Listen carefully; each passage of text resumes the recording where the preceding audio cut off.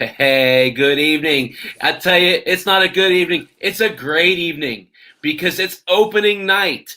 I'll tell you, it's fun because I got to be honest. I had a little case of vaccine wear down afterwards, so I it really kind of it knocked me out more than anything. I feel fine, but just made me really tired. So I asked Randall if he'd come on and do a mashup with me at 8 o'clock. So here we are. I thought, what better way to celebrate opening day than to sit here and talk with my good buddy RC about who's going to win these divisions. So how you doing, RC?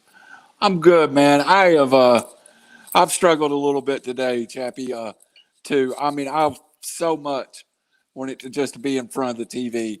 Mm-hmm. The baseball season's 162 games. Yeah. You're going to see your fair share of games, but that's something special about opening day in baseball. Sure is. And I've got to see a little bit. Got frustrated already. I mean, I was 10 innings into the season before I yelled at my TV, but that's baseball, you know. I feel like in that movie where the like Major League 3, where they're telling the kid, "Hey, there's 162 of these." I have to tell myself that every year because I was already fired up because Ozzie got through out at home plate in the 10th inning, and I was like, "How do you get through out at the home plate with 2 outs in that home?" I still lost the game. We move on. So before we get into talking about some of these teams, what do you think about this new rule where they put someone on second after an extra innings? Do you like it, or do you think it's annoying? I think it's you know what? I think I would prefer it if it was at 12 innings or 10 innings or right. 11 innings. It's we used to do it in softball, and I know you played competitive softball. We started with a guy. The first over inning, we would have no one on. Then you put a guy on first, and if he didn't score, then you put him on second. Then you put him on third, and you got to a conclusion. It takes a little bit out of the game to me. Yeah. If you've got a strong bullpen, getting a runner to second with no outs, you are to score 90% of the time. So just today, the Braves get through out at home. The Phillies score. Phillies win. I'll tell you, the thing that bothers me most about it, because I generally like more points, more runs. The thing that bothers me the most about it is it skews to me the counting stats in fantasy. I'm a purist at heart, I guess. And, you know, if you get a run, to me, you better earn that run. You better get on base, get moved over to a scoring position, get driven in. There's something along those lines. To just give a guy second base, to me, it's artificial RBIs, it's artificial runs. And I don't think it's that big a deal, but it seems forced. But we're not here to talk about semantics, are we? No, because they're in place, and what we feel, it doesn't matter. What we are here to talk about is opening night and celebrations. Kind of share some thoughts, but more importantly, talk about these divisions. Talk about some of these front runners, who we think is going to win these divisions, who the key players are involved, breakout players, rookie of the year conversations, everything encompassed tonight, right, buddy? Right on, man.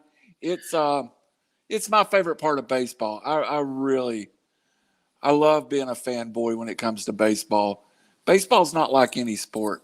I've always said, Chappy, and I'm kind of a football guy, and I've been a football guy at heart. As a kid, nothing was more sacred than baseball. And we've lost a little of that. But you know what, Chap? I feel like baseball's coming back a little bit. I feel like it's gaining some ground again. I love baseball. And just like, and I know I've talked to you about him, just like Ray. Well, he'll be back this Tuesday night. Yeah. That's what we need. We need more of those 10-year-olds excited about baseball. So I totally agree. I think that's part of our mission. Let's talk it. Yeah, no, and that's a great, it's a great thought, giving back to the community and bringing up the next generation of people to really appreciate the sport. It's more than just what you see. If you don't understand the intricacies of the sport, it really does. There's so many different layers to it. And you know, it is kind of our job to teach the next generation. It is that, and you know, I mean, I appreciate that you do that, and I aspire to do that as well. But you know, I can't wait to get out to a game this year. You know, being here in Indianapolis, I'll be going to a bunch of Indians games here. It's the Pirates AAA affiliate. They get to play the Cubs this year, Randall. Oh, cool. Yeah. Yeah. And I think you see I'm decked out in Blue Jays. Everybody that knows me knows I'm a big Cubs fan. I did want to talk about that. I see your Braves hat. And I'll tell you, you got a lot to be proud of there. I know you guys blew it today, but let me show you what it's all about. You see this logo? It is given to kids. Yep. Fathers and Daughters Day. Take your kids to a game, man. My daughter's been growing up going to Braves game. They'll learn to love it too. Yeah. So you know, it's funny, and my perspective on the state of the game of baseball before we get into these divisions. The thing I love the most about baseball is fantasy baseball, in all honesty, because it allows you. So, you know, I grew up in Pittsburgh. My dad was a big Pirates fan. I was a big Pirates fan. About 13 years old, went to Three Rivers at the time. Yes, I'm showing my age. To Three Rivers at the time, and I caught a Sean Dunston foul ball at 13 years old. Nice. Now, at the time, it was a big deal. Of course, it still is a big deal, right? But you know, it's one of those things where Sean Dunston, if anybody ever watched him play, he fouled off about 15 balls a game. Yeah. So, you know, he came, I think his intent was to give the crowd as many souvenirs as he could. So getting a Sean Dunston foul ball at age 13, circa 1988, was a pretty big deal. Obviously, it helped that the Padres and the Cubs went to the NLCS the next year. I believe I'm right on that. And, you know, lost to the Padres. But I've been a Cubs fan ever since. I'll get to my point. In this day and age, we're all drafting players every year. And it's fun to follow those players. And even if you're on the worst team in the league, Chicago Cubs, everybody says the Pittsburgh Pirates. I'll argue that. I think they're going to be comparable. You always have someone else that you can cheer for if you're playing fantasy baseball. Yeah. I drafted Vladimir Guerrero Jr., mainly because Bo Bichette got drafted in every draft I was in way too high. Bo Bichette was a first or second round pick in almost every draft I was in, Rand. Yeah. But guess who wasn't? Vladimir Guerrero. Vladimir Guerrero was a fourth, fifth round pick. I got him in multiple leagues this year. Did you see him against Garrett Cole today, buddy? Do what? I couldn't hear you on that. Sorry. Did you see him against Garrett Cole today? I did not. Give me that update. So, you know, Toronto won an extra innings, but the point I want to make here is in the first or second inning, he comes up against Garrett Cole. Garrett Cole's pumped up. They're at Yankee Stadium.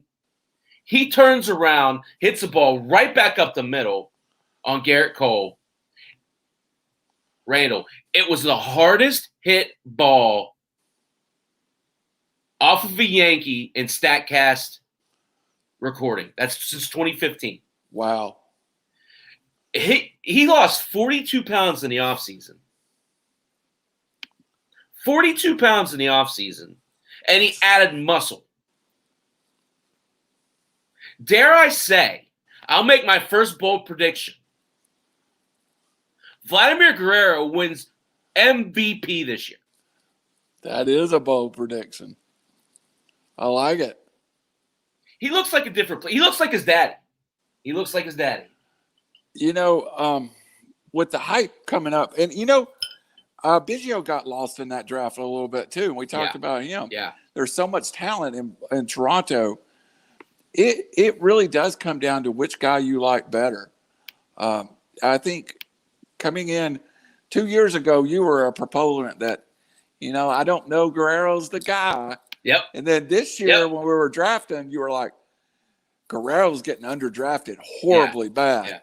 So I give you credit for that. And then, I kind of fell in love with the Toronto outfield and overspent a little bit out there. But I'll tell you, but I don't know who I like more. And everybody, so I love doing this. I love reading trends. That's what this is all.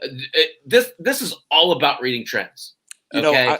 I tell people, Chappy, I've never told you, I have a math degree from the University of Tennessee. I have it because of baseball. Yeah.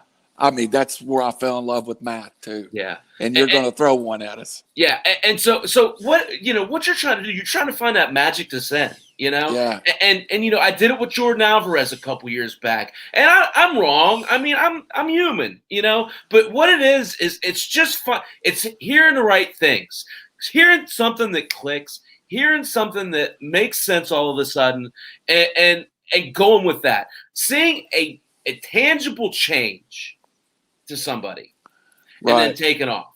It's like Joe Musgrove in San Diego. I'm a big proponent of Joe Musgrove because all of a sudden you're taking a guy who's always been this, I don't know if perfectionist is the right word, but he's very detail-oriented in how he goes about his approach. Right. He's been in a situation where he's not been given the best development tools, but he's succeeded anyway. Right.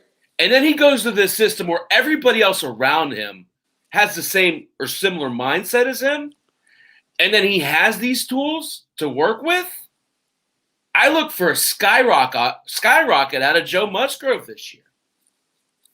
So it's just kind of looking at like what makes sense as to time, place. And to me, the biggest part about like catching a trend is pinpointing what changed. And for Guerrero, it's strictly the 42 pounds, the fact that he went and played Dominican winter ball. Right. And they talked about this today. They talked about his hand speed and how the weight loss affected his travel through the zone, his hips through the zone, which then in turn affects his bat-to-ball skill. I don't know if you know, this is a pretty good player to begin with. He was. It's the same thing with Austin Meadows. Sometimes that thing that changes, Chappie, I was watching the Braves today, and, we've both had issues with Pache and his projections that's been out there for Atlanta. Let me tell you what I think changed in that situation today. Yeah. Brent Snedeker said he's our everyday center fielder. He's going to win ball games with his defense, and we're going to learn. And then basically they said he's going to learn how to hit at the major league level by being an everyday player. Right. I think that's if you're playing dynasty ball, and I passed on Pache everywhere this year. If I'd have heard those words out of Snedeker's mouth a month ago, Absolutely. I would have, because I totally agree. That's what he needs is. Well, he's not going to be Kuna, but if he can hit 15 and 280, he's going to win 2 or 3 games a year with his defense. So, yeah, and absolutely right. I mean, it's like I was saying the other night when I was talking about Andrew Vaughn. When you hear a manager gushing, yeah, you should listen. Yep. Because coach speak is one thing. Man crush is something totally different. And I think in both of those instances, Pache particularly, there's some man crush there with Snicker. Yep, absolutely. And deservedly so. You can see the speeds there. The raw talent shows through, I think, with him. But he is very raw in his approach still. That's okay. He's a double-A skilled player in some disciplines. Offensively. Yeah. Defensively, he's an elite Gold Glove player today. He's a top 5 outfielder. He's top 5 center fielder. So one of the Atlanta newspapers guys, which I still like to read, That's where I get most of my baseball from. I still love to read the Journal-Constitution, which is a local Atlanta paper. He compared Pache to Otis Nixon. Like for years, those great teams had Otis Nixons on them. Otis would hit 4 home runs, drive in 45, steal 20, and play flawless defense. And Atlanta could have that by all the bats are in there. You've got even better defense and more upside with Pache, so you don't need him to hit 35 home runs. You don't have the speed that Nixon had, though. No, he doesn't, but he might play. And that's okay. There's speed and jump on the ball, 2 different things. Totally agree. And Pache does have a great jump on the ball. And we talked about it a week ago. That allows them to play Marcell Ozuna in the outfield. Yeah. You know? I tell you someone else that jumped off of my page today. Tyler O'Neill had 3 RBIs. A bit on him. 3 RBIs. Dylan Carson had 2 RBIs. The Cardinals score 11 in their opening night. And you think we going into the season, it was a lot on that young Cardinals outfield. Hey, they're there. And it looks like they're there to produce. Well, I like the Cardinals. Yeah, and that's what. So, absolutely, I totally agree. I've been a big Tyler O'Neill proponent, all year. I think I have him in every league, Randall. Literally, I'm trying to think of the league that I don't have him in, and I there might be a couple, but I'm in 5 leagues this year. That's what comes with being a podcaster, right? I'm in. I went 0 to 2. I made, folks, in 2019, I made this dramatic statement, and I did, and I did it for a reason. I got custody of my daughter. I wanted to, fantasy sports is not something I do in 2 minutes. Right. And I took a couple years off, and when you approached me with this podcast, I was like, first thing I said was, I gotta start playing fantasy baseball again. Yep, it sure is. I can't do this podcast and not play fantasy baseball. Yeah. It's just not. It don't work. Right.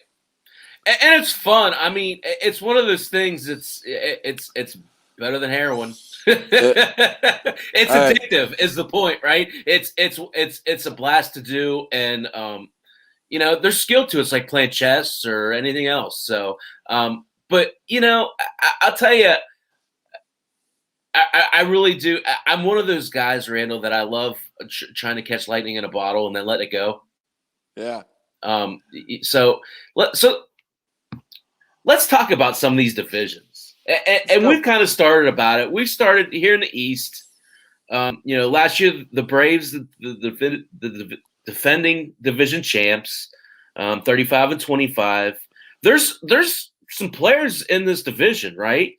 It's a stacked division. I said the other day jokingly with you, I think it's the best division, but actually I would probably say it's the second best division in baseball. The LA East is pretty stacked too. Yeah. Yeah. So, and I mean, I would argue this division might be better than the AL East. I don't think this division is as elite in talent. Like the Yankees and the Rays, the Blue Jays have so much raw talent that there may be a little more talent in that division. I like the baseball players in the East. Bryce Harper, Real Muto, Lindor. In Atlanta you got Freeman. There's a lot of kind of guys that feel like old school baseball players, and I gotta admit I still prefer NL baseball. I still think that the pitcher's hitting adds a little bit more to the game. So I think you build your team differently in the NL. Yeah. And then I didn't even mention Washington. Has anybody got 2 better starters than Strasburg and Snetzer? I mean, come on. Scherzer's another one I have. Sure. I have a lot of different places, and I'm happy to have him. I tell you, you want to talk about a competitor, but I'll tell you what. So, okay, you kind of jumped the horse here, and that's fine. We got a lot to talk about, so I'll go ahead and do it. The thing that I like, I do believe that Washington is being overlooked here. And I say that because of the front end of that rotation, particularly. Right. You have to look at Strasburg's health and wonder if he can hold up for a full season. Corbin's one of those guys that I feel like is getting overlooked a little bit. People talk about. So I was listening to Jim Bowden today, and he was talking about Chris Bryant being the third baseman by the All-Star break there. I don't think that happens. And I don't think it happens because I think if the Nationals are going to go out and spend the money, they need to go out and get back end rotation. Yeah. John Lester is not the answer there. Well, and he's serviceable. Yes.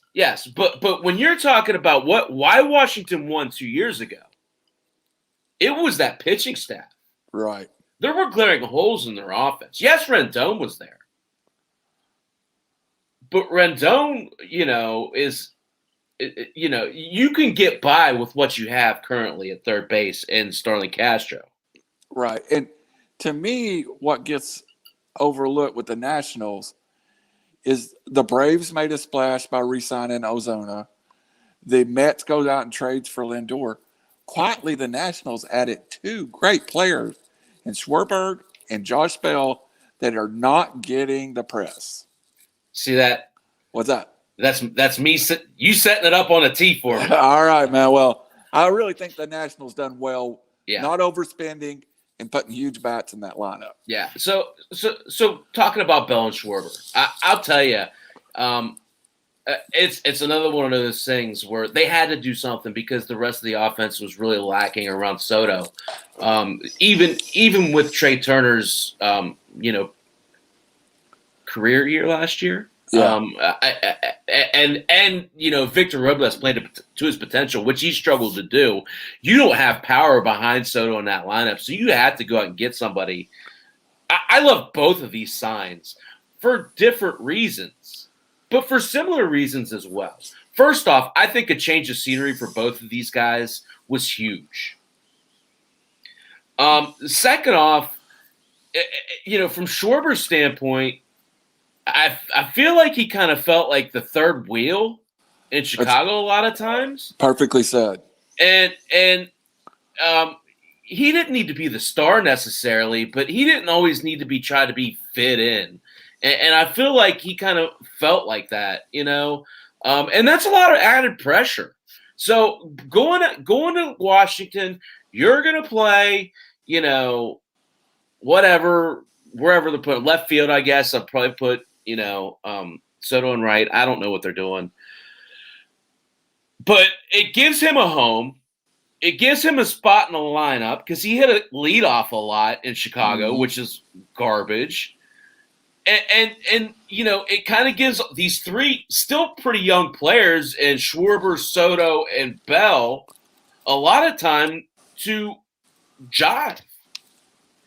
And if you go back and you look at Josh Bell as a player, and let's be honest, a talentless Pittsburgh. Now, I don't want to say talentless because I'm going to then turn around here in a little bit and talk up their talent. So I got to be careful, but limited talent set that they've had for him, right? And then you go and you put him with players like Schwarber and Soto and Turner and Robles and veterans like Castro, and it changes his viewpoint. What do you think about that assessment? I think you're correct. I mean, I think it also lets him there's a feeling that I got that Schwarber was always a role player in Chicago. And I feel like when he signed with the Nationals, I felt like the Nationals invested in him and his career. And it just feels like a lot of times you either see the maturation of a player. When he comes to the major leagues, he sticks. All of a sudden he's there. But you can also see it in a guy, trying to find an example of it, that moves, 5, 6, JD Martinez. JD Martinez, perfect example. Moved and found a career all at a level he never had. Yeah. I think this could happen with Schwarber. I think I don't think he's ever going to be a 45 home run guy. But I do. I do. Think he can hit 45. I always thought it was going so high. He hit 38 2 years ago. That's true. I mean, he can definitely hit 40, and that was my mark, you know. And he's going to have a lot of people on base in front of him. Yeah. A lot. Yeah. I think 45 safe. I think, I honestly, I don't think it's reaching. Really? 50's a bit of a reach. Okay. We'll call it I think 50. he lands 45 to 48. That's me personally. I think that division's wide open. I think one of these teams is going to have a bad year. Atlanta, Philly, Washington, New York, one of them's going to disappoint. One of them will probably underperform, and two of them are at the top of the division fighting it out to the very end. Can I make bold prediction number 2? Go ahead. You love this. You love when I throw you curveballs, don't you? Yeah. You have no idea what I'm going to say. I don't. I think the team that fails are the New York Mets. You know, Philadelphia or New York would have been my pick. Philadelphia's also a good – but the reason why I say – so I'm doing this research, and I'm looking at the Mets. What's their starting rotation? It's one great pitcher, one okay pitcher, and then some arms. A bunch of question marks. I like the Braves rotation better than the Mets. You said – and there's a bunch of question marks in Atlanta, but I think it's a bunch of talented question marks. So there's a lot of what if, and I think Carrasco being hurt really hurt them because Carrasco added a fair amount of legitimacy to that middle part of that rotation. That dude's an innings eater. I just don't know how much I trust Marcus Stroman coming off of a year off. Yeah. I don't know how much I trust a 26-year-old David Peterson who, he had a decent year last year, but what's he throwing up there? Mediocre stuff, Randall. Right. I love Taijuan Walker. When's he ever given you a full year? When's he ever? He's almost 29 years old. When's he ever given you a full season of complete pitching? And Joey Lucchesi, who are you kidding me? So even if Syndergaard comes back from Tommy John surgery, right, at 100%, and you're looking at a DeGrom and a Syndergaard at 100% coming back from Tommy John surgery, the back end of that rotation concerns me. Well, and let's talk about two of the Braves signing that quietly I thought was first is Charlie Morton. He kind of gives some stability to that lineup right in the middle of it. Mm-hmm. He's not a superstar pitcher. He's your number 3 that every fifth day is going to take the ball. Yep. And you got a guy that's kind of trying to revive his career, who pitched well last year at times, and Drew Smiley. I mean, to me, I feel more secure with those two guys than the New York guys do. Well, and I feel like, too, if you look at a guy like Max Fried, and I know he's in essence your ace right now, and I know that you don't believe that he's truly is your ace. Right. But he's able to carry that frontline moniker. Right. And it adds a little bit of confidence in throwing more weight at a young rookie in Ian Anderson. Yeah. And you're going to get Soroka back, and it's going to be sooner than later. Right. I mean, he's already throwing off the mound, throwing simulated games. I mean, Soroka's not far away, so I'm excited. Now, in the Phillies, I don't want to leave without getting on the Phillies, and then we'll go to Central. Man, that's a lineup that you got to respect with the Phillies. I mean, that lineup can hit. I got to tell you, I view the Phillies very similarly to the Mets. Yeah. I feel like now they're a little different because I feel like they have two studs that are legitimate right now. Right. And Nola and Wheeler. Those are two really good pitchers. Wheeler, the X-Men.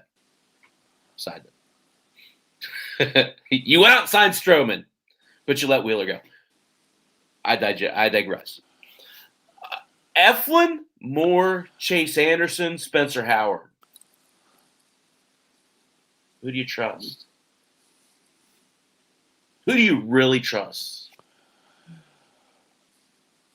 But I want to trust Spencer Howard. I don't know if I do, but I want to trust Spencer Howard. But I trusted him enough to draft him a couple of times. But it's one of those draft picks that you go, I'm taking this guy, and if he falls apart, it's not going to hurt my team. I cut him, and 3 weeks later. Yeah. Well, you can't let him toil in the minor leagues. And fact of the matter is, 6 starts above high A. It's not a lot. No. It's one of those things where I feel like you have to kind of let him season a little bit. I tell you who I feel like is the best third option here in this rotation. Matt Moore. Yeah. The veteran. Matt Moore at 32 years old played, I think, in Korea or Japan last year. I think it's the KBL. I'm almost sure. Yeah, so played over in Korea last year. Actually pitched a pretty heavy workload. I feel like he's a left-handed pitcher.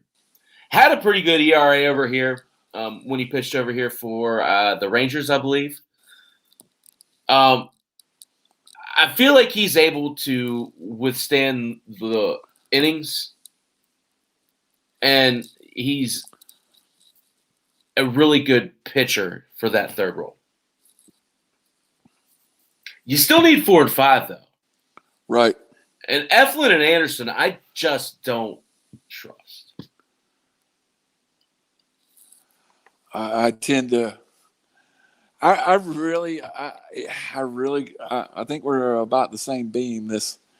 I think the Phillies or the Mets have an okay year.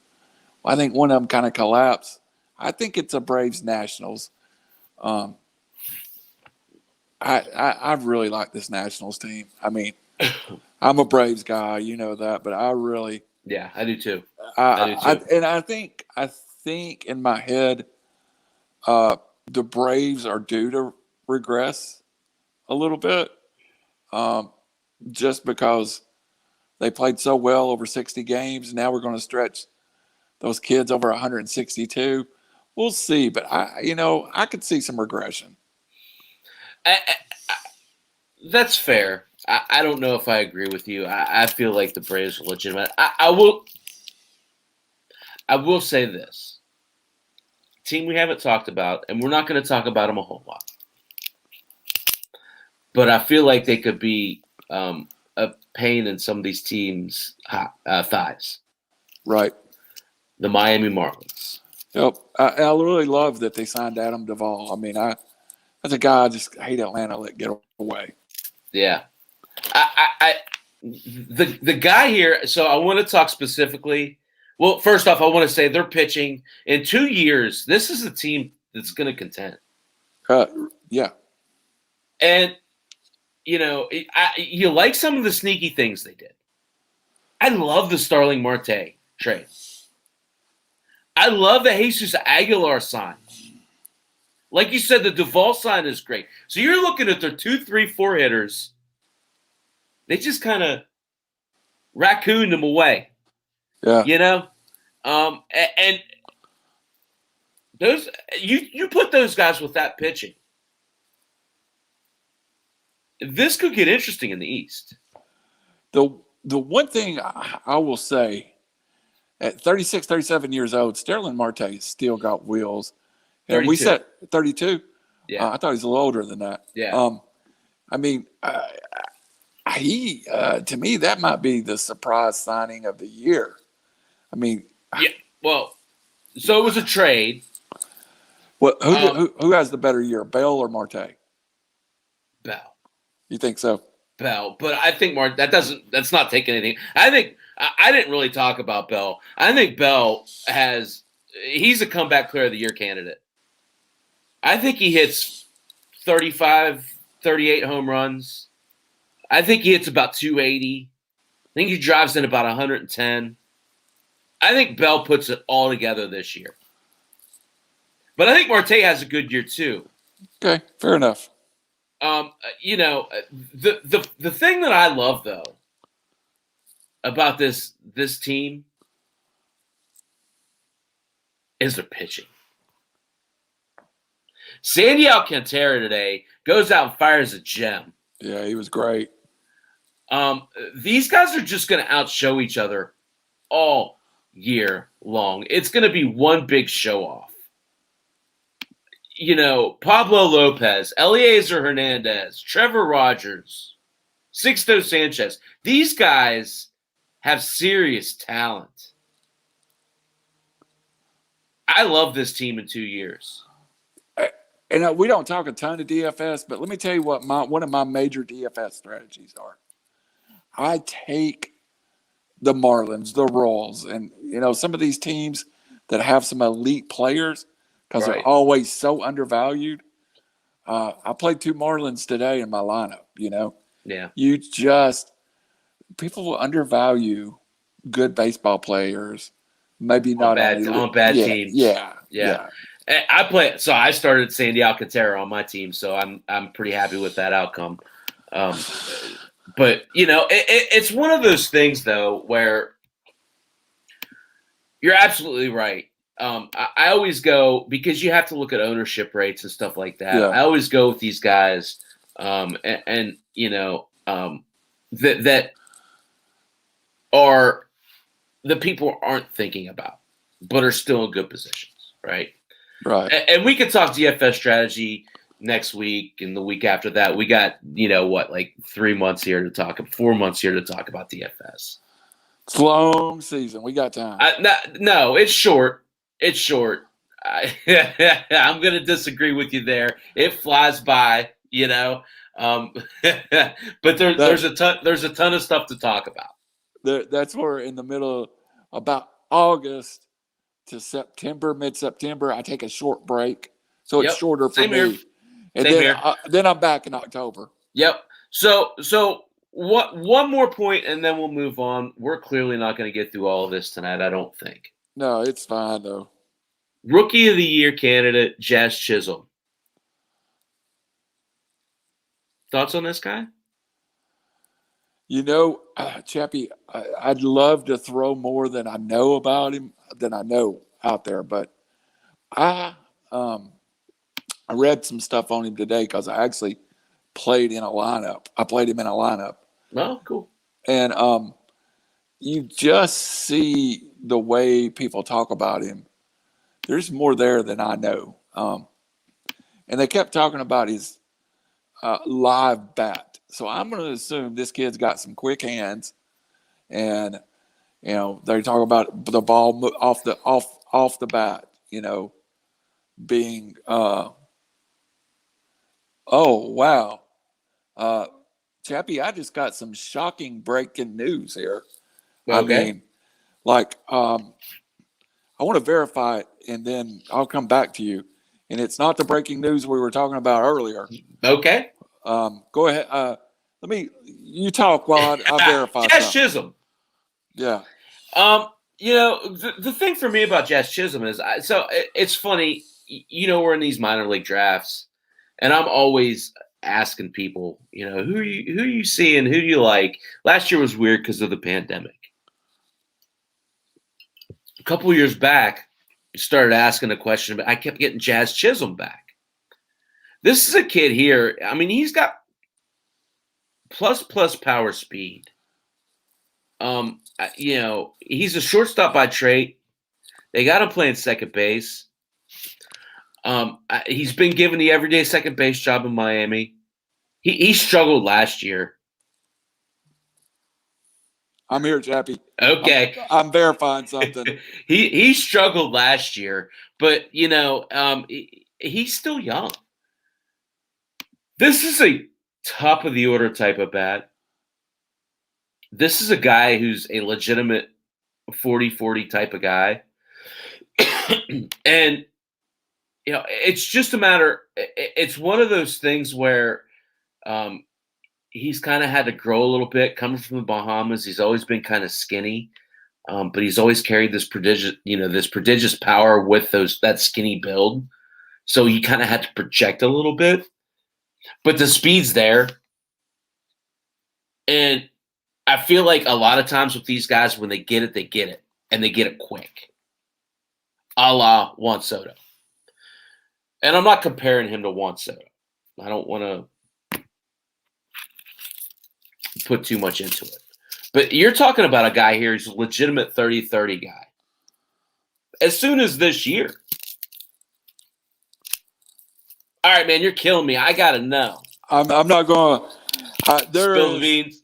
No, I'm just going to say that there's some breaking news that North Carolina may be in a position to hire a coach very fast, and that it's the tweet that's coming out. I can't verify it, but there's a tweet going out that's saying they're going to hire Tennessee coach Rick Barnes. So, oh no! That tweet was just sent to me by two reporters. And they were asking me if I knew who the source was, and I'm sorry to everybody. I just confirmed back to them. I do not know the source. The source looks like a Tennessee source, and I'm sorry to do that, but that was a couple of rivals, friend of mine that do this for a living, and they just asked me, and I don't know the source. So sorry to interrupt everybody, but Chappy knows I'm in that Tennessee loop really deep. So yep.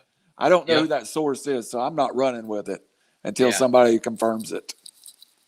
Well, I still don't understand why John Beilein doesn't have a job yet.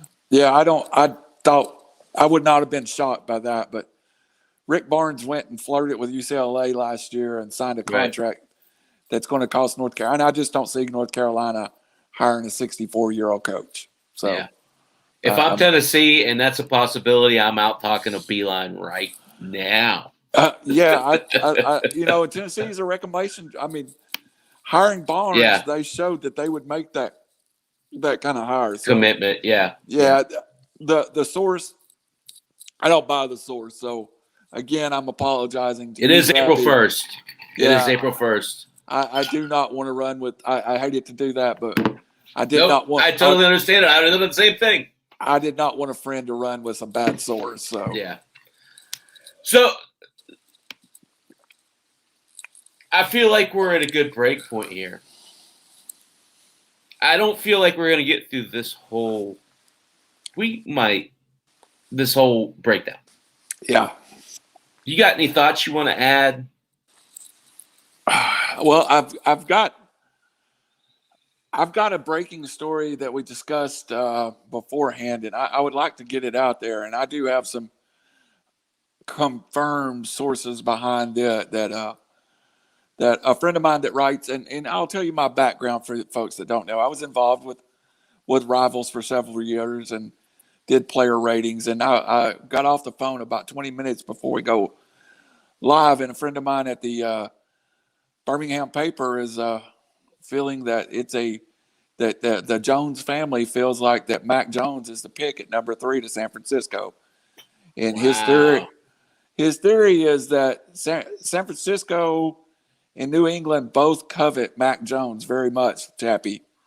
And that would make sense when you talk about Kyle Shanahan and Bill Belichick wants the same kind of quarterback. And he feels pretty strong that his source is right, is that the reason the Niners went to 3, Chappy, was to block the Patriots coming to 4 to take Mac Jones with a trade with Atlanta. So we've talked about it a little bit. This quarterback class is in. Man, there's going to be a lot of movement between now and then. Yeah. Like I said, I feel pretty good that he feels like the pick maybe Fields camp feels like it's him, but more and more to me, the sources that I have say that the Niners really covet Mac Jones, a true drop back quarterback. It makes a lot of sense. I tell you,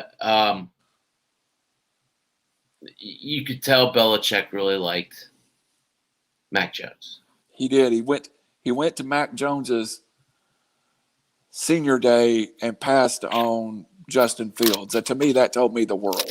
Yeah. So Belichick has to be realistic in a backup plan. I think Belichick does have a backup plan, and I still think that he may be in play to move up. Chappie, I've been breaking down the quarterback class, and we're going to have more into that. You know, this was a baseball podcast, and I wanted it to stay that way, but I feel like that there is greater value than we know in these backside quarterbacks. I really am worried about. I watched every throw on a cut-up play that 4 of the 5 quarterbacks made last year. Lance didn't have a film. The more I watch that, the more I'm convinced that Mac Jones is the third best quarterback, and the more I'm convinced that Zach Wilson may have the best arm in this class. So we're going to have the top 3 quarterbacks: Lawrence, Wilson, Jones. Who's fourth?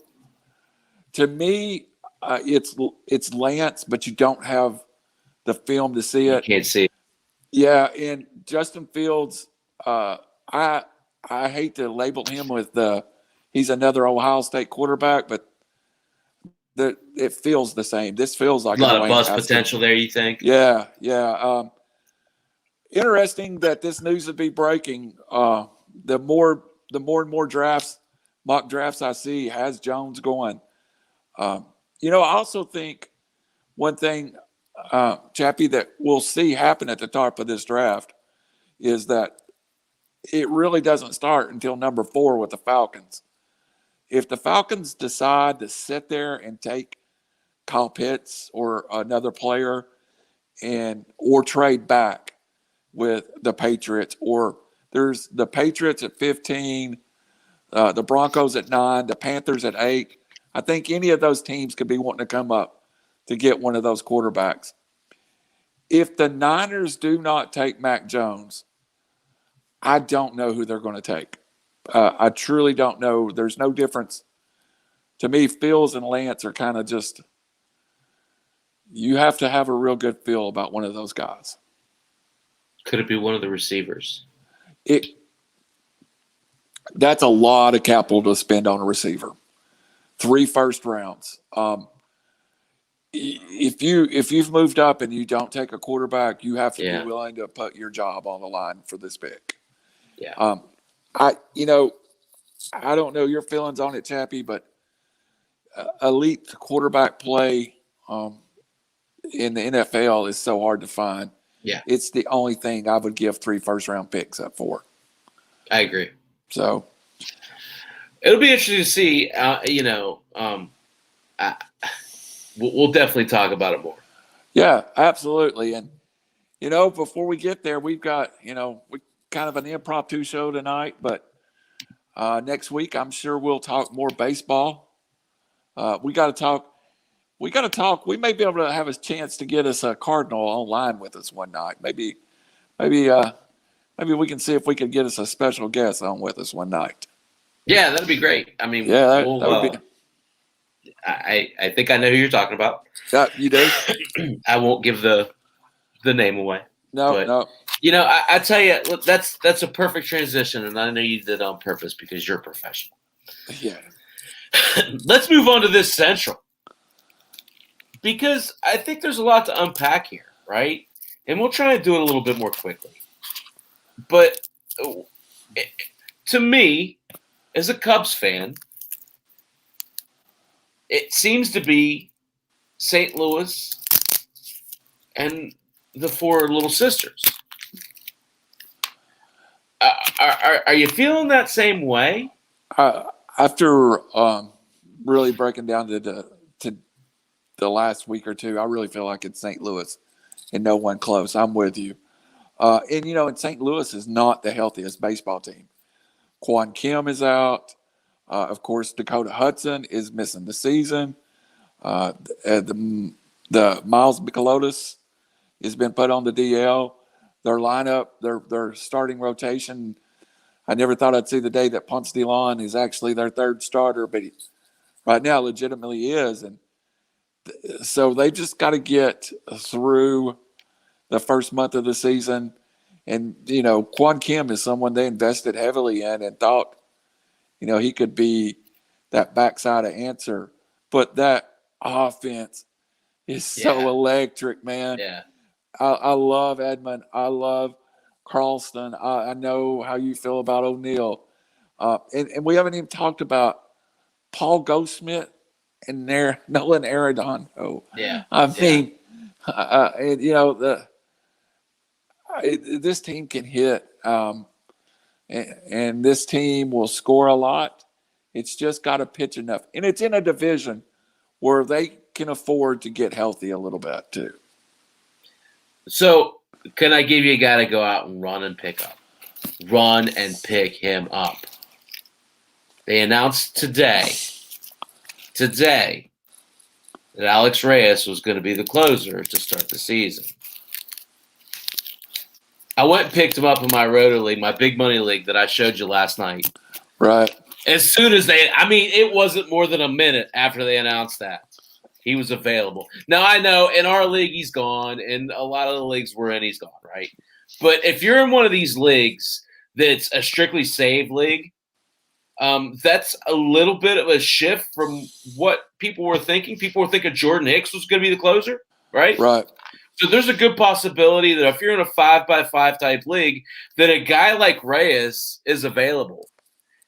And a guy we're talking about a guy that was supposed to be a frontline starter who struggled. Granted, he had Tommy John shoulder surgery. He's just 27 years old. Alex Reyes is, I have a little insight there, and I can tell you that I've been told that his stuff is electric, and that that Alex Reyes has the arm to be a frontline starter, a backline closer. That I heard it compared to John Smoltz. Yeah. So you're talking about a Smoltz-like arm. They also have a it seems like it's not the sexiest lineup, but that bullpen is deep. Yeah. There's options. There's so many options out there in the bullpen. Out of that front line, I mean, they really need to get 5 innings and get in that pen a lot of nights. Yeah.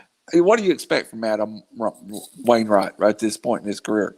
If he gets you 5 or 6 good innings, you're in great shape, if you can get to the pen. I'll tell you, in all honesty, at 40 years old, you're looking for a guy who will clean up, right? Yeah. He's a guy who every 5th day, again, you're talking about, well, it's not as young as it was a couple, last year before that, but there's still some, Carlos Martinez has been in and out. Like you said, De Leon is serviceable. Gant is one of those guys. He's pitched in the bullpen. He's pitched in the rotation. Yeah. He's yet to find a true home. There's some talent there, but you're starting with Flaherty.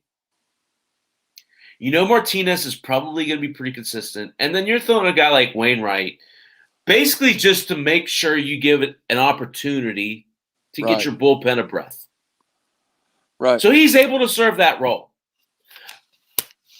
But what I want to talk about with St. Louis, and you touched on it, that offense. I love Tommy Edman hitting at the top of this lineup. Yeah. I think one of the most underrated players in the majors is Paul DeJong. I didn't even say his name, and he's the cleanup hitter. At shortstop. He's a shortstop cleanup hitter on maybe the best offense in the division. Yeah. He's streaky. Everybody's talking about the big 6, right? And the big 6 is Lindor, Baez, Story, Tatis. I can't remember the other 2. It doesn't matter. DeJong's never mentioned in that big 6, in that elite territory. But I could argue he deserves to be. He's a little more streaky than those other guys. But you want to talk about power. Consistent defense. I love this kid. What do you think? I can't agree more. He's again just someone. It seems like sometimes people just don't get the respect they deserve. They don't look the role, act the role. I mean, DeJong is kind of an unassuming looking guy, and he plays in a mid-sized market, but God, he's a great player. And he's a player, I tell you what I like, even before he kind of discovered his stick, is he a top 10 defensive shortstop, 15?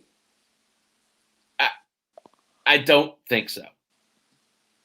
But what I think he is, here's what I think he is. And this is why this just came to me. It's like, grew.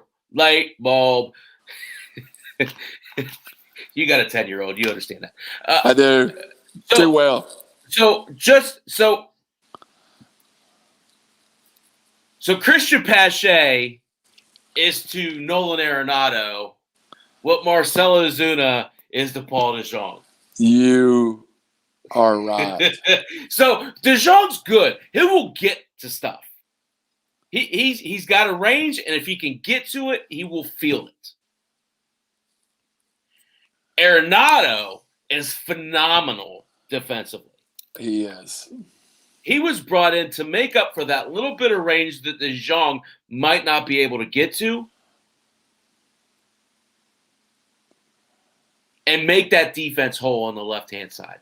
That's a good point. And another point, while you were talking, for some reason this came to my mind. He's a former college walk-on. So he's kind of a proved, he's one of those guys that's worked hard. Yeah. Maybe he's not the most athletic guy, but that's a very good point that they have protected him a little bit with that trade. That's a very good point. So and you know what happens then? They get more comfortable. They have a little bit more confidence when they walk up to the plate. I love DeJong as a unheralded player this year, and a really potent lineup. I like it. And, Yeah. We talked a little bit about those young outfielders, and I'm telling you, the more we talk about the Cardinals, the more I realize that maybe their lineup is a little better than those two teams in the East that I thought about are just top to bottom great lineups. That may be that may be a better lineup. That lineup is there with the the elite of the major leagues. It's like Michigan was in the bracket, right? It might not be with San Diego and LA. Yeah. But it's right there. Yeah. So for sake of time, what else do we want to talk about in the Central? Let's talk about pecking orders. Number 2 team in the Central? I think it's the Brewers. And I think the one guy that I want to stop and talk just a second with the Brewers, we've talked about Kaliwan. We talk about, I just think Christian Yelich is getting healthy this year. I think he has a Christian Yelich type year. So, and it needs to be for the Brewers to contend. It does, and I just don't think there's enough there to overtake the Cardinals. But I clearly think that they're in between a tier between the other three teams. And so when we're talking Brewers, like you said, you got Colton Wong they brought over from the Cardinals. They've got Keston Hiura is moving over from second to first, where he was a liability. But he still qualifies as your second baseman in your fantasy league. Absolutely. What are your thoughts about their pitching? I think. Do you believe in Corbin Burns? I do. I have some heartburn with their pitching, and I think it's a right heartburn that I've seen their pitching be. It's not as stable. I don't know the right word to use. It just seems like Milwaukee has great arms, but at times they're erratic. I believe in Burns. I did not draft him in a draft. That's the best way to say it at his value. I didn't either. So, Do you believe in Adrian Hauser? same almost statement that I did not draft him at his draft value. I tried to draft pitchers that I perceived it was undervalued, and I think both of those arms are above the level that I was comfortable with. What if I told you Adrian Hauser's RPMs went from an average of 94 to 96 from last year to this year? Then we should expect improvement. And we should expect I guess that would directly affect his second and third pitch, and that's where he struggled at times. How old do you think Freddie Peralta is? Man, I'm going to miss this one so bad.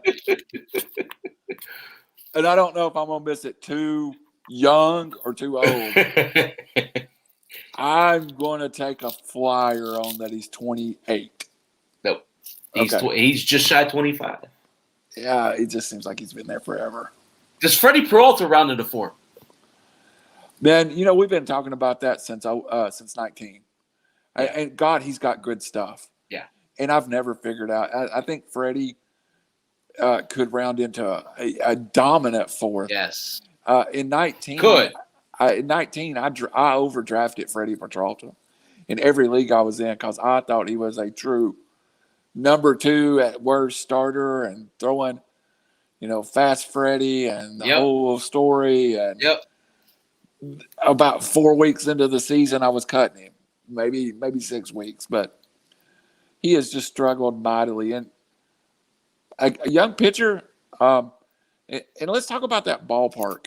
Sometimes, I love it. Sometimes I love it as a fan. I don't know if I was pitching in it every day. Yeah. If it becomes a liability to the point that I don't know, man. Sometimes I think those pitchers in Colorado, there have been some great pitchers that just couldn't get people out in Colorado because of the ballpark and the elevation. And, Milwaukee, I've seen some shots hit in Milwaukee that are just like, wow. I love it. I love watching games there. It's so much fun. 450s off the sled. So, 2 more questions, and then we'll move on. Is Devin Williams or Josh Hader the closer in Milwaukee? The stuff is Josh Hader. What I've read is Devin Williams, but Josh Hader is just again a guy I've overdrafted for 3 years now, because when I watch him throw and watch the ball explode off his hand, I'm just like, I happened to get him to see him pitch a couple of years ago, Chappy, and I was sitting in the visitors' bullpen. I was about the 15th row up from the visitors' bullpen, and you hear everybody warm up. Hader got up to warm up, and I could tell it was him, just by how the ball hit the mitt, and I swear it sounded like somebody had a sledgehammer pounding a mitt down below me. But I don't know. I think what I've read, it's Williams, but I don't know how it is. Williams is a stud. Williams is a stud. Williams is a starter. Williams is like Alek Manoah. And you know how I feel about him. Yeah, I do. I look at those two very similarly. Last question for the NL Central. Give me the order of the bottom 3. Cincinnati, Pittsburgh, Chicago. Wow. And why? So we discussed this when we come on the air beforehand. I think Chicago's the most incomplete team in that division. Too many question marks. Now, if Ray hears this, he's going to punch me in the nose next time he sees me. Yep.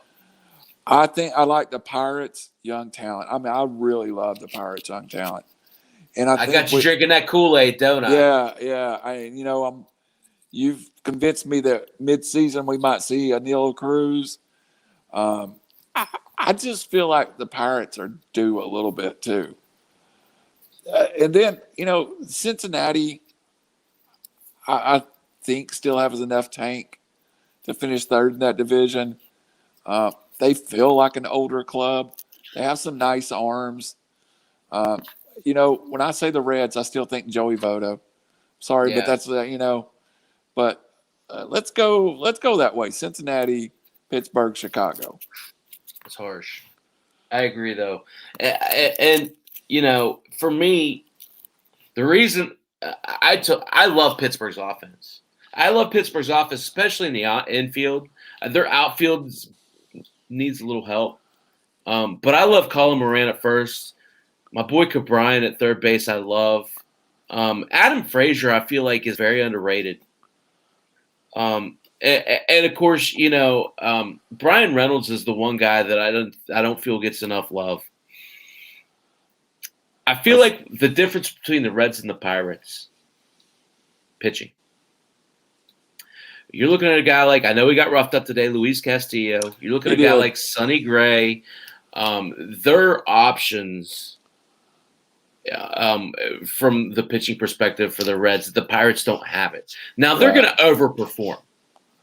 That's just the nature of this team. I think the Cubs underperform. You got to depend on Sonny Gray. I know they DL'd him. I think it's a short-term move. But, yeah, you got to think those are the two pitchers in that division that really – the bottom three teams that make me go. I think those two pitchers were on any of the other teams, I would pick them third. Those two pitchers on Pittsburgh, you picked them third. Our friend Durf wants to know where your Cubs hat is, and he's also, I think he's thinking we're crazy with the Pirates. Well, so he's probably right. He's probably right. We're probably overreaching, but Durf, their pitching it's very. You have to project it out, right? Yeah. Because it's not very talented. I'm talking about offensively, whereas with the Cubs, their pitching stinks, and their hitting stinks. And they're a bunch of head case. There's just a whole lot going on wrong there. That's all I'm coming. Polanco does stink.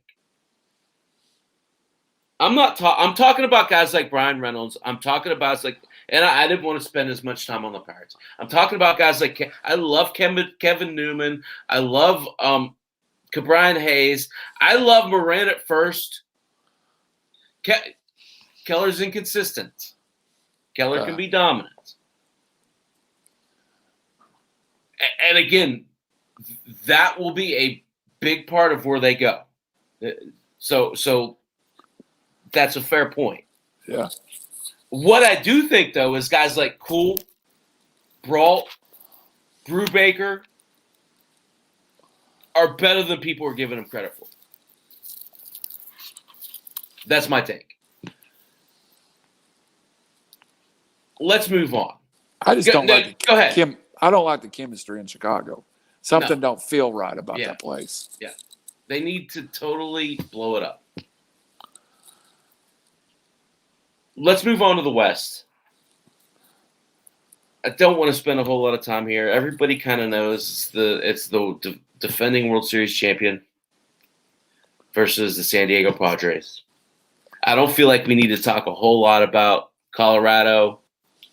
We don't need to spend a whole lot of time on Arizona.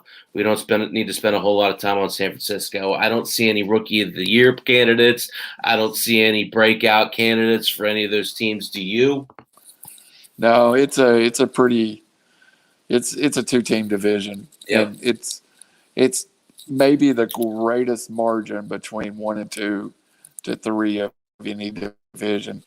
Right. Would you be surprised if I told you that everybody else, that both the Padres and the Dodgers win plus 90 games and everybody else in the division is below, say, 75?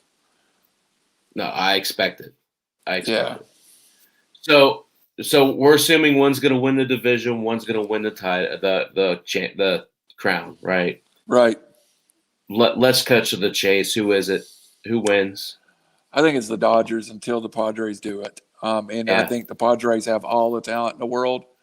I watched the Dodgers team play last year, and it broke my heart. But from 3-1 down versus the Braves, that team's got something special. There's a little chemistry there, and that bullpen's electric. And I want the Padres. I want the Padres so bad to chase that team down. But if they do, does it feel a year early, Chappy? Yes. Okay, we're on the same page. So, does Bauer screw up the chemistry? I worry about that. Trevor Bauer is a head case. A head case at the finest hour. And I was trying to think, and it's really more position players that are that mentality. I can think of the Yashel Puigs of the world and a few players like that. But if Trevor Bauer wants to remake his image, he's in the correct place. Because Trevor Bauer, frankly, is the third best pitcher on that team. I don't know how you say that, but I'm still calling Clayton Kershaw who Clayton Kershaw was a couple of years ago. Fair. And I love Walker Buehler. I love Walker Buehler. So there are three aces on that team. Kershaw's there's five aces on that team. Let's be totally honest. 2 years ago, Clayton Kershaw might have been the best pitcher in the major leagues at one point. He's definitely on the downside. Buehler's still young. Bauer's so electric. But there's only a handful of people in this world. I'm a baseball fan. Trevor Bauer makes me just want to grab the TV and just, dude. So he's truly a villain in baseball. So can I get bold? I Go like ahead. to do that. Yeah. Surprise Rookie of the Year candidate. All right, let's hear that. You want to guess? I've got their lineup pulled up right here. I'm going to go. I don't have it. Dustin May. Dustin May's stuff in camp looks electric. I struggled. I didn't think he was still a rookie. I almost said that. And I'm checking that right now. It makes sense because he. So yeah. No, he's pitched in 2 years. I think it's 2 years disqualifier. He's a few innings over. 90 innings pitched. Yeah. Sorry, I'll change it. Breakout Player of the Year candidate, Dustin May. Top 5 Cy Young. Can he get there? No, not this year. Okay. But you're talking about a guy who could leapfrog Julio Urias this year in pecking order. When I look at their starting rotation in my head, he's 4 right now. It's hard to bump Urias down for me yet. But when you're looking at a guy who's as tall and lanky as he is, throwing 100 miles an hour consistently, I just see something special out of this kid. Did the Dodgers have more people that can throw plus 100 miles an hour than any team in the history of baseball? It seems like they have 3 guys in the pen plus 2 starters can touch 100. It's just unreal. So you're talking about a guy who, with a career 2.98 ERA, has thus far been considered a disappointment. Sub 3 ERA. But when you throw 100 miles an hour, that's how that goes. Yeah. Yeah. You're talking about a guy who he's been awarded a position in the starting rotation, albeit the 5th position. He's shown flashes in spring training of excellence, 2.63 ERA, 17 strikeouts and 13.2 innings pitched.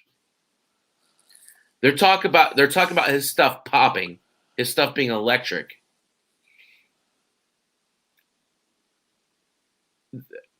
This seems like an opportunity. Just like a couple years back for me, when Jordan Alvarez jumped Kyle Tucker. Yeah. I feel like you can seize this because I feel like Dustin May just jumped Julio Urias. So if you have Julio Urias, it might behoove you to go out and send a trade offer. And I know I'm rubbing a little bit of salt in your wounds, Randall. I'm heavily invested. Now, I know that we talked about it a couple years back, a situation where you gave up Jordan Alvarez. Oh, yeah. For a certain third baseman that are still looking for 350 at-bats in the majors. Yeah. But it's one of those scenarios where I talk about all the time. It pays to be up to date on current events in spring training. If Dustin May is that dominant, does that if Dustin May comes out, let me throw a win total out of hey Durf, I'll show you how to grow this beard. It's under construction. If Dustin May wins 14 games, let's throw that number out there. 14, how many? 14? 14. 14 games for Dustin May. What does that division look like at the end of the year? Everything stays pat. Everybody does what we expect. Sheesh.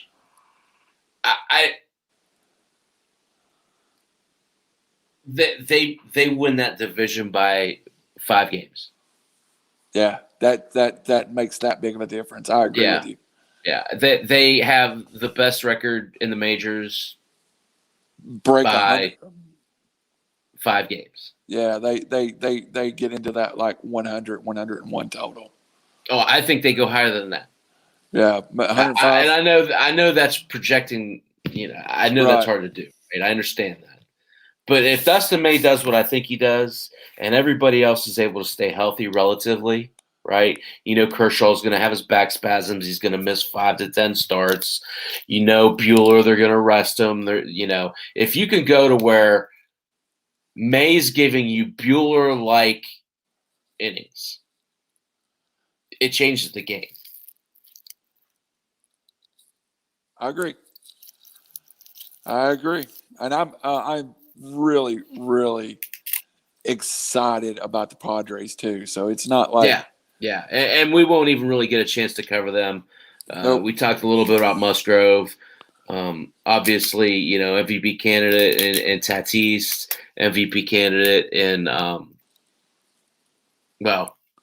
Tatis.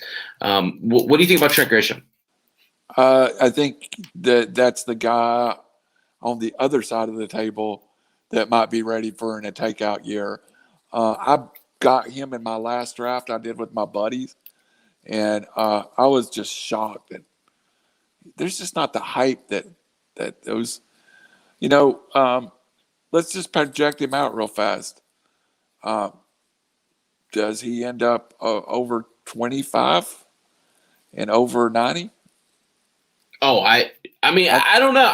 It depends on how much time he misses, but I think that's a floor. I mean, it's even with the time. Wait, not 90 ribs? Yeah. Yeah, I think. I mean, of course, now hitting at the top of the lineup's tough, right? It's gonna be tough to drive in runs. I think he scores over 100. I think he hits 25 homers. I think he steals 30 bases. If he gets 30-30, that's where I was headed with this. Right. If he's 30-30, that's.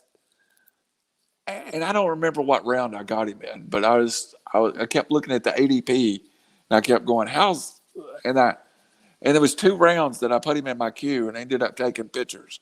So I don't think the public has quite caught up with Grisham yet. Is there some West Coast bias there with Grisham? Absolutely. The 3 R's, which is the newly crowned show on Tuesday at 8:00 with the Upside, the draft for the Upside and iLogic Media Network, and we've already talked about we're going to do some joint broadcasts together with you, Chappy. But one of the reasons I really love that show is you have a West Coast guy, a former rider that worked as a rider in that LA market. I really have, when we first were discussing it, I would just give him a hard time about West Coast bias, but boy, it's real. It really is real in sports. Yeah. And I think it's the time zone. I think we get so used to seeing the East Coast teams that, we see the Dodgers. I see the Dodgers twice a year or 3 times a year, and that's usually when they're in Atlanta, The Dodgers come on, and I'm in bed getting ready for the next day of work. So let me tell you something, and this is just me being honest. We're not going to get to the American League tonight. Let's just be honest. We'll do that next week. I love West Coast baseball. I'm a married man. I love to spend time with my wife. She's the greatest, most supportive wife in the world. She lets me do all this crap. She doesn't understand it, Randall. Yeah. But she lets me do it. Hey, and a fan, and she works for us too. Yeah. I'm sitting here underneath something of her making. Absolutely. So the best part about it is the reason why I love West Coast baseball. I have MLB.com, right? Every night, I hang out with my best friend, my loving wife, until she's ready to go to bed.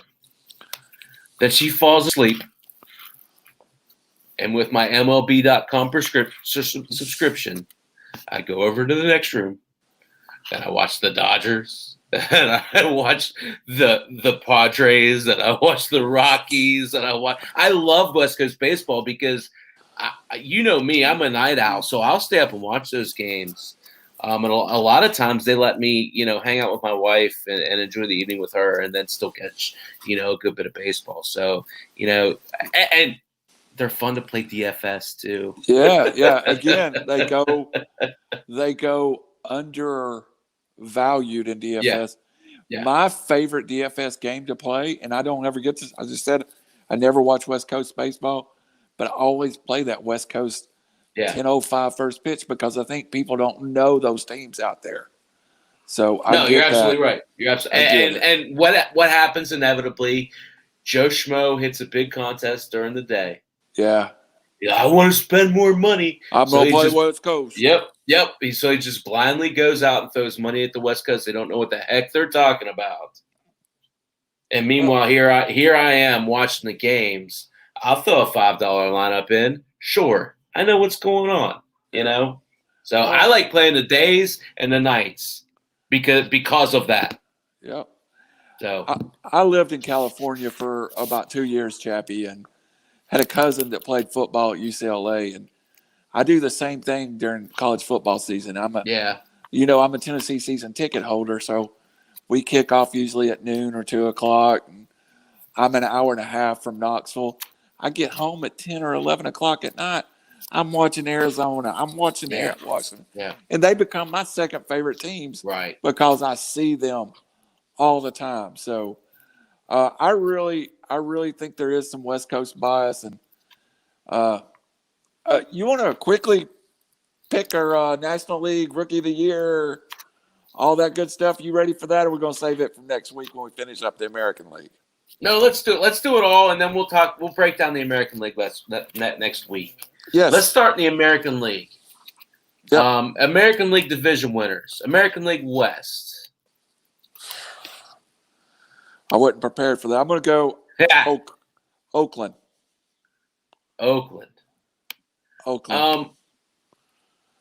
Sorry, I'm trying to get to the. And I do realize that I'm going over the Astros, and that's the tough one for me. And the I just like the A's. When Ray and I did this a couple of weeks ago, I picked the A's, and I'm going to stay with my pick of the A's. Okay.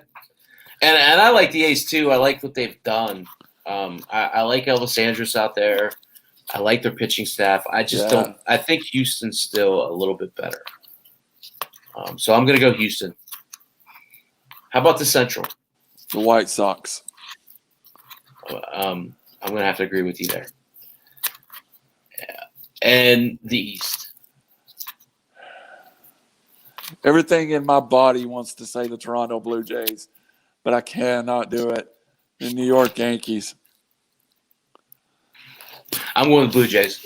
I got to go to the Blue Jays. Just because, you look at what they're doing. Yes, there's some question marks in the rotation. I feel like they get addressed. I feel like they get addressed by young arms that they have coming up in the system. I also feel like, I think people often underestimate how big of a market Toronto truly is. It is. It's a great and it's a great city.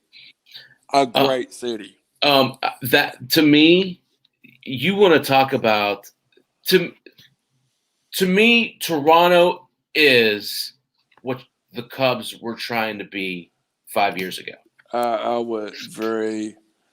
I think Toronto is out Atlanta with that farm system. Yeah. And you look at the players coming up, whether it's Groshans or Austin Martin, whether it's Simeon Woods Richardson or Manoah. There's still a ton. Alejandro Kirk. There's still a ton of talent left. And we haven't even talked about Biggio. Biggio, Bichette. So today, Charlie Montoya said on ESPN that this is Biggio's team. That surprised me, even for me, who's been saying it for 2.5 years now. Yeah. Again, MVP for me, Vladimir Guerrero. I'm going to go Matt Trout. Mike Trout. I'm heavily invested, as you know, in Matt Trout, too. Yep. Rookie of the Year, American League. Wow. Is it Wander Franco? Is it someone else? I'm going out on a limb a little bit. Andrew Vaughn. You son of a biscuit.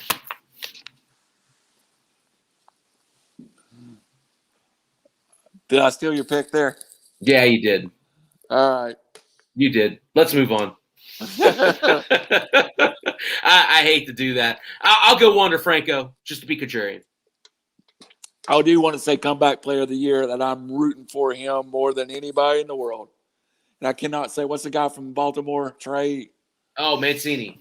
Trey Mancini, comeback player of the year. I look, if you're human, you're rooting for Trey Mancini. Totally agree. That real quick before we move on, this is a little off topic. What's Baltimore do? Baltimore is about 2 years away from being a very good team. I'm going to go. They're still not the mid-70s in wins, which is a marked improvement in my head. Maybe starting to push. To me, they're going to get pushing towards 500. They play in such a great division, though. Yeah. It's so hard. They win 75 games in that division. They've had a good year. Could they win 75 games and still be in the cellar? Yes. Yeah. Okay. I think we're on the same boat. Missing pitching. Yes. Yeah.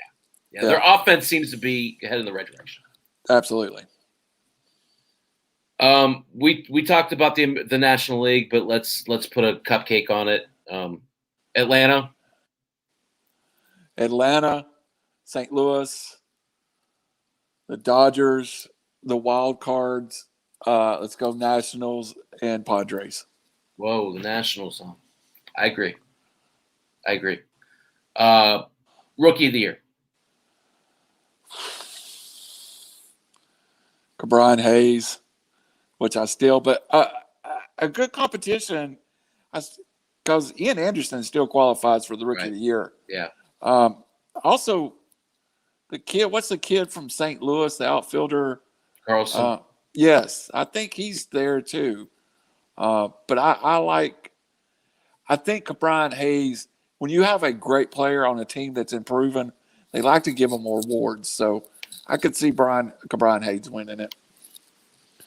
And yes, you did convert me on that one.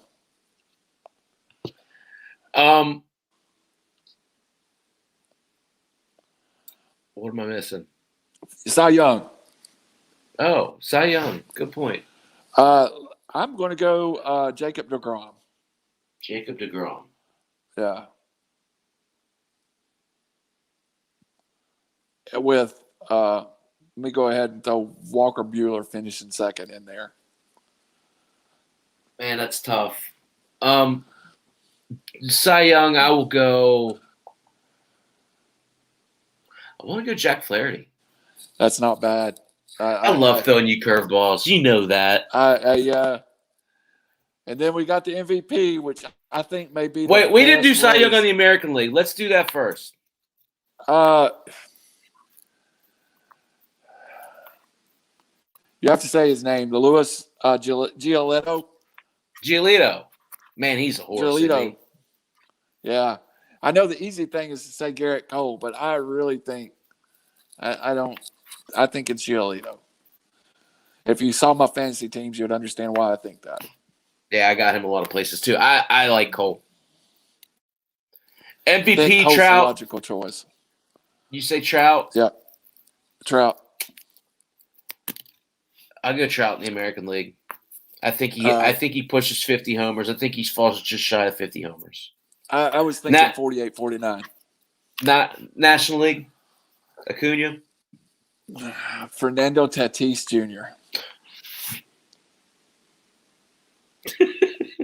Soto. Yeah. Maybe Bonds. Could they finish 1, 2, and 3 though? Oh, I expect it. Yeah. I expect it. I said it, and then I know we're getting off. Folks, we're living in a generation of Willie Mays, Hank Aaron, Mickey Mantle, 1955.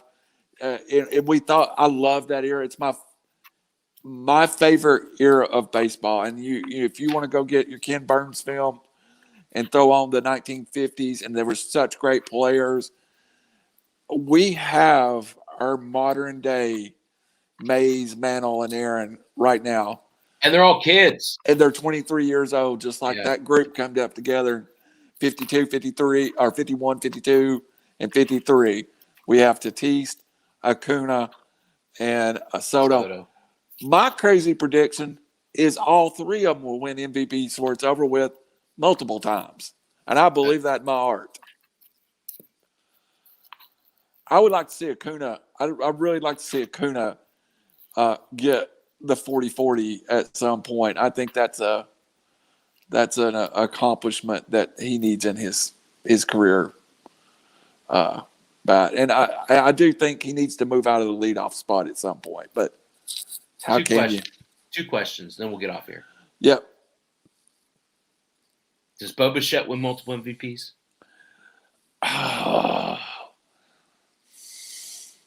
Yes. Bo Bichette's career to me, and this is going to be a guy that not a lot of people have for a reference, but you'll get it.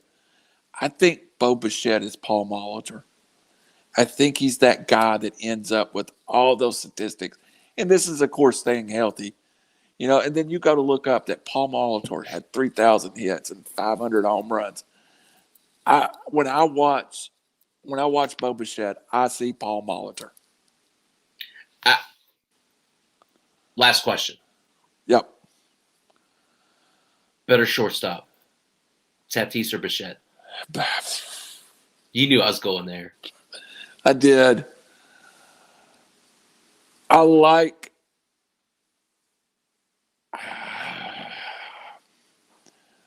Man, this is hard. Tatis won, Bichette too. But I will justify that by saying I think Tatis is just a little more athletic than Bichette. And I think that's the difference in the two. I think Bichette could probably shuffle around the infield a little easier than Tatis too. Tatis, oh man, he just. I'm not sure if Tatis. I love Acuna. He's my favorite player in the major leagues, but I'm not sure that Tatis isn't just that better athlete than all of them.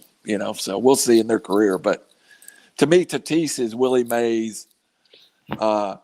Acuna is Hank Aaron, and Bouchette is Mickey Mantle, and that's how I have them in my head going through their career. Well, I don't know about that. All I'll say is why I like Bichette over Tatis. First and foremost, value. Even still, he was overdrafted a bit this year. Yeah. Second off, leadership. Clubhouse, I agree with you. I didn't even think of that. Yeah. But third off, drive. Bichette's always been the second guy. He's never been. He's always been right there beside Vladimir Guerrero. And what they do this year, they brought in George Springer. Yeah. Just another little. Here you go. We're gonna push you a little bit more. You're good. You're not as good as George Springer, but you're good. To me, he is always he has that football mentality where he always has to prove himself. And I think the great ones have that. Man, and I'm not saying that Tatis doesn't have that. But I think it's a little bit more prevalent with Bichette. I feel maybe it's a bad reference, but is this the same era when we had 10 of the greatest quarterbacks of all time playing in the NFL? 10 years from now, are we in that same era where we have 5 or 6 of the elitist of all time players playing active? Maybe I'm overstating it, but I don't think so. I don't see any. Man, I've been a baseball fan. I went to my first game. Here's a number you'll love: 1978, Chappy. First Braves game, 78. And I never remember an era where, you go get your Beckett, and they would be 3 or 4 hot guys. There's 10, 15 guys you could be collecting right now. We're not even talking about Kyle Tucker and Jordan Alvarez and those type of players. No. We're talking about the elite. And I'll compare. Let's talk about Ozzie Albies in another time. Yeah, 15 years ago would be the hottest topic in baseball. The next coming of Roberto Alomar. Yep. He's maybe the 12th best player. 15. Yeah. It's crazy, man. It's a great time. It is. It's fun. So, all right, man. I guess we got to talk some more about the American League next week. Yeah, good. I mean, we've had a rough week. It's a good show tonight. Let me tell you guys, for those of you guys that have stuck around, there's a big announcement coming. There's some things going on, and next couple weeks things will start to look a little bit different in a good way. But OA is going to be here. We're going to continue doing this. So I just want you guys to know I love doing this. This is so much fun. Yeah. I love this time of year. I love talking about strategy and trends. And hopefully we've given you guys some stuff to go and use directly as we go into this first week of the season. Randall, you got anything you want to wrap up with? No, I'm excited for the future. Just to touch base with everybody out there. I've been doing this since September, man. This is all new to me, and this is the one time. If you watched one of the other shows, you would see laptops and notes everywhere, and this is the time. This hour and a half, I just love getting on here and talking sports, Chappy. And sometimes we go off topic, and I get a text about Mac Jones or stuff, and it's just what I love to do, man. Stay with us. Yeah. We're not going anywhere. That's why we call it the other angle, right? Yeah. Yeah. So, all right. Well, we'll do it next Thursday. We'll go back to our normal time. We'll talk about some American League. I'll let you get your football talk in. We'll definitely talk some more about, ramping up on the NFL draft. Big news next week coming forth personally. So make sure you stay tuned for that. But, until then, Chap's Fantasy Chat, Thursday nights at 8. The Other Angle, Thursday nights at 10. Enjoy the games. Go out, play a couple DFS cards, and we'll start getting into that next week. 3R Sport Tuesday night at 8 on the same network. All right, guys. We'll see you next Thursday. Enjoy the games. Enjoy the Final Four. Have a good weekend.